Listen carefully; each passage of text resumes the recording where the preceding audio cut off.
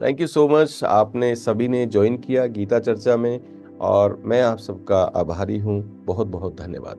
सो श्री कृष्ण कहते हैं, शरीर रूपी नगर का स्वामी, जो ये शरीर रूपी नगर है हमारा, उसका स्वामी जीवात्मा ना तो कर्म का सृजन करता है, ना लोगों को कर्म करने के लिए प्रेरित करता है, ना ही कर्म फल की रचना भी करता है। यह सब तो प्रकृति के गुणों के द्वारा ही किया जाता है। आपको याद है जो मैंने शुरू में ही हमने बात की थी, प्रकृति के 3 गुण होते हैं, रजोगुण, सतोगुण, तपोगुण। उनके द्वारा ही ये प्रकृति जीवात्मा को मिलती है। जो हमारे शरीर की प्रकृति है वो हमें इन तीनों गुणों के द्वारा ही मिलती है। तो इन तीनों गुणों के द्वारा ही ये कर्म किए जाते हैं। जिस गुण के संपर्क में आप ज्यादा रहते हैं वो गुण आपके अंदर ज्यादा हो जाता है। जैसा आपका माहौल है, अगर आप एक सक्सेसफुल पर्सन बनना चाहते हैं तो आपको सक्सेसफुल लोगों के माहौल में रहना पड़ेगा, राइट? परमेश्वर ने तो किसी के पापों को ग्रहण किया है। परमेश्वर ना तो किसी के पापों को ग्रहण किया है, ना पुण्य को, परंतु सारे देहधारी जीव को अज्ञान के कारण मोहग्रस्त रहते हैं, जो अपने व्यापक ज्ञान को आच्छादित किए रखते हैं। जो भी देहधारी जीव है, अज्ञान के कारण मोह में पड़ जाते हैं और उसके व्यापक ज्ञान को वो मोह अच्छे से नहीं रहने देता, उसे शुद्ध नहीं रहने देता, अशुद्ध कर देता है। परंतु जब कोई उस ज्ञान से प्रबुद्ध होता है, जिसे अविद्या का विनाश होता है, जिससे जो आपका ज्ञान है उसका विनाश होता है, और उसके ज्ञान से सब कुछ उसी तरह प्रकट हो जाता है जैसे दिन में सूर्य से सारी वस्तुएं प्रकाशमान हो जाती हैं। जब सूर्य देव आते हैं तो हर एक चीज आपको दिखनी शुरू हो जाती है जो अंधकार में नहीं दिखती है। जैसे ही आपको उस ज्ञान का आपको प्रबुद्ध होता है, ज्ञान होता है, जिससे अविद्या का जो आपके ज्ञान है उसका विनाश हो जाता है, तो उसके ज्ञान से सब कुछ उसी तरह प्रकट हो जाता है, सब कुछ उसी तरह वास्तव में उसकी वास्तविकता दिखनी शुरू हो जाती है जैसे दिन के समय में सूर्य से सारी वस्तुएं प्रकाशमान हो जाती हैं। जब मनुष्य की बुद्धि, पुरुष, श्रद्धा तथा शरण सब कुछ भगवान में स्थिर हो जाते हैं, तभी वह पूर्ण ज्ञान द्वारा समस्त कल्मश, जो उसके अंदर क्लेश होता है, उससे शुद्ध हो जाता है और मुक्ति के मार्ग पर आगे बढ़ता है। मनुष्य की बुद्धि, जो भी श्रद्धा तथा शरण सब कुछ भगवान में अगर हम स्थिर कर देते हैं, तभी वो पूर्ण ज्ञान हमें मिलता है, जिससे हमारे अंदर का क्लेश खत्म हो जाता है, द्वंद्व खत्म हो जाता है, ईर्ष्या खत्म हो जाती है और हम उस कर्म बंधन से मुक्त हो जाते हैं।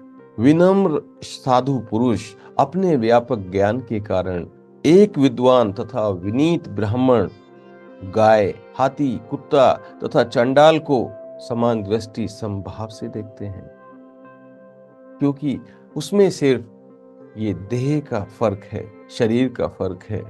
आत्मा तो उसके अंदर भी है और आप भी एक आत्मा है। जिनके मन में एकत्व तथा समता में स्थित है, उनके जन्म तथा मृत्यु के बंधन को पहले ही जीत लिया है।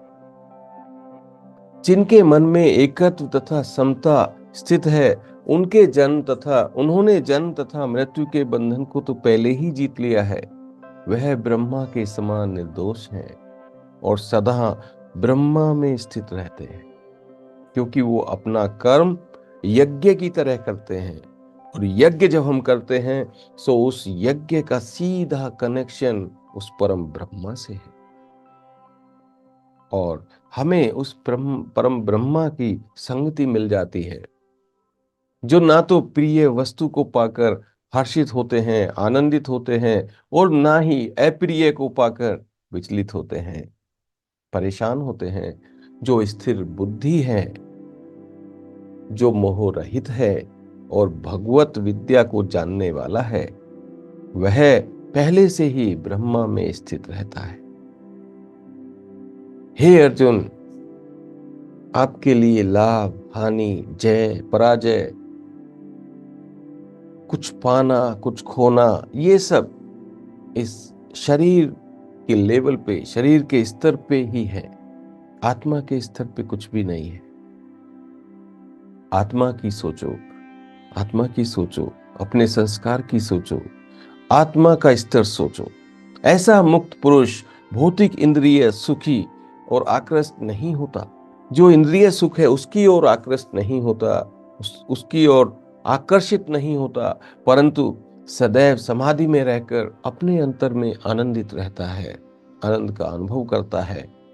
उसी प्रकार स्वरूप सिद्ध व्यक्ति परम ब्रह्मा में एकाग्रचित होने के कारण असीम सुख भोगता है, असीम सुख भोगता है।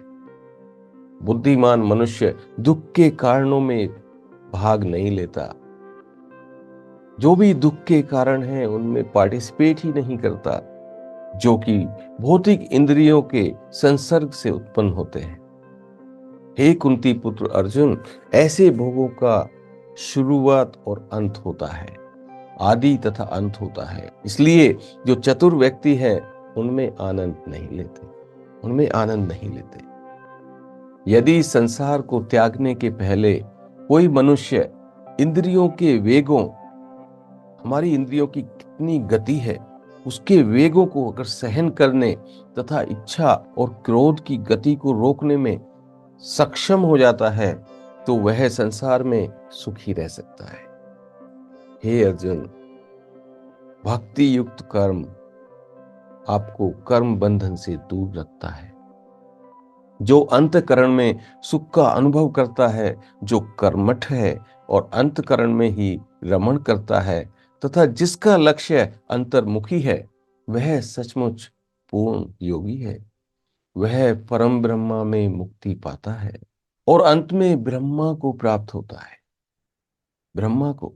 जो लोग संशय से उत्पन्न होने वाले द्वैत से परे हैं, जिनके मन में आत्म साक्षात्कार में रत है, जो समस्त जीवन के कल्याण कार्य करने में सदैव व्यस्त रहते हैं और जो समस्त पापों से रहित हैं, वह ब्राह्मण निर्माण मुक्ति को प्राप्त होते हैं, वह ब्रह्म निर्माण मुक्ति को प्राप्त होते हैं।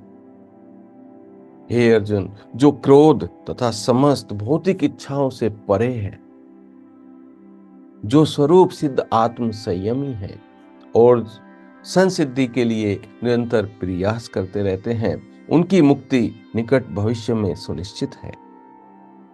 समस्त इंद्रिय विषयों को बाहर करके, जो भी हमारे अंदर इंद्रिय तृप्ति के ऐसे विचार चलते रहते हैं, उनको बाहर करके भौं के बीच में अपनी दृष्टि लगा के केंद्रित करके प्राण तथा अपान वायु को नथनों के भीतर रोककर इस तरह मन, इंद्रियों तथा बुद्धि को वश में करके जो मोक्ष को लक्ष्य बना लेता है, वह योगी इच्छा, भय तथा क्रोध से रहित हो जाता है। जो निरंतर इस अवस्था में रहता है, वह निरंतर ही मुक्त होता है। मुझे समस्त यज्ञ तथा तपस्याओं का परम भोक्ता, समस्त लोगों तथा देवताओं का परमेश्वर और समस्त जीवन का उपकारी और हितैषी जानकर मेरे भावनामत से पूर्ण पुरुष भौतिक दुखों से शांति का लाभ प्राप्त करता है। भौतिक दुख जो आते हैं, अगर मेरी भक्ति को जानता है, मेरे यज्ञ को जानता है, समस्त जीवन का उपकारी और हितैषी जानकर मेरे भावनामत से पूर्ण पुरुष भौतिक दुखों से शांति का लाभ प्राप्त करता है। उनसे उसे कोई फर्क नहीं पड़ता। भौतिक रूपी जो दुख आएंगे उनसे कोई फर्क नहीं पड़ता, क्योंकि हे अर्जुन, वह तो जीवन का मूल मंत्र जानता है। वह तो जीवन का मूल क्या है, वास्तविकता क्या है, उसे जानता है, पहचानता है। वह तो सीधा ब्रह्मा में स्थिर है। वो जो भी कर्म करता है बिना किसी फल के करता है, निस्वार्थ करता है, निष्काम करता है, और उस कर्म को वो यज्ञ की भांति करता है, और उस यज्ञ का सीधा कनेक्शन, सीधा संबंध परम ब्रह्मा से है। और जिसका सीधा संबंध परम ब्रह्मा से हो, उसे भला कोई दुख कैसे परेशान कर सकता है? वह किसी भी दुख से, किसी भी फल से, कुछ ना मिलने की वजह से या कुछ मिलने की वजह से उसे कोई प्रभावित नहीं कर सकता। वो अप्रभावित रहता है। वो तो परम ब्रह्मा की प्राप्ति कर लेता है। हे अर्जुन, समझो और खड़े हो जाओ और युद्ध करो। और आप सभी का बहुत बहुत आभारी हूँ। बहुत बहुत स्वागत है हमारे इस गीता चर्चा में। अगर आपको ये गीता चर्चा पसंद आई है तो मैं आपसे रिक्वेस्ट करूंगा कि आप कमेंट में जरूर बताइए, और आप और भी लोगों को जोड़िए गीता चर्चा में। इसको शेयर कीजिए और सब लोगों को बुलाइए। कम से कम एक आदमी, एक मनुष्य, दो मनुष्य को बुलाएगा तो हम यहाँ पर गीता की चर्चा को फैलाने में, गीता के सार को सबको तक पहुंचाने में समक्ष हो जाएंगे, समर्थ हो जाएंगे। सो आप सबसे रिक्वेस्ट है, आप सबसे गुजारिश है, अगर ऐसा आप कर सकते हैं तो बहुत बहुत आभारी रहूंगा आपका। सो आज का ये गीता का सार यहीं पर संपन्न होता है। आइए मंत्र जाप करेंगे और आंखें बंद करेंगे। भगवान श्री कृष्ण को नमन करते हैं। मैं भगवान श्री कृष्ण को कोटि कोटि नमन करता हूँ, जिन्होंने ये योग पद्धति का गुरु परंपरा के द्वारा अर्जुन को दिया, और उसकी वजह से ये आज तक हम लोगों के बीच में है। हम इसे सुन सकते हैं, समझ सकते हैं, अपने जीवन में उतार सकते हैं और सभी दुखों से मुक्ति पा सकते हैं। उन श्री कृष्ण को कोटि कोटि प्रणाम। अपने माँ बाप, माता पिता को याद कीजिए, उनको प्रणाम कीजिए, उनके चरण स्पर्श कीजिए। मेरे अंदर की आत्मा आपके अंदर की आत्मा को कोटि कोटि प्रणाम करती है। इस ब्रह्मांड को मैं धन्यवाद देता हूँ, जो हमारे इस जीवन को चलाने में सब कुछ, सारी स्थितियां, सारी परिस्थितियां समान अनुकूल बनाए हुए हैं। हे श्री कृष्णा, आपकी सृष्टि का भी कोई प्रकृति को जान नहीं सका है, और कोई क्वेश्चन करता है तो कोई समझ लेता है कि हम सब परमेश्वर के ही अंश हैं। जय श्री कृष्णा, आपको नमन, कोटि कोटि प्रणाम करता हूं। मंत्र जाप शुरू करते हैं। सो हरे कृष्णा कृष्णा कृष्णा हरे हरे, हरे रामा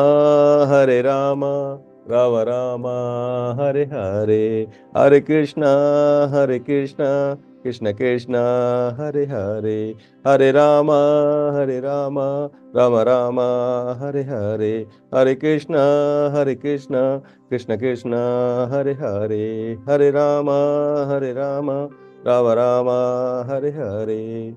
जय श्री कृष्ण। बोलो भगवान श्री कृष्ण की जय। So thank you so much join करने के लिए।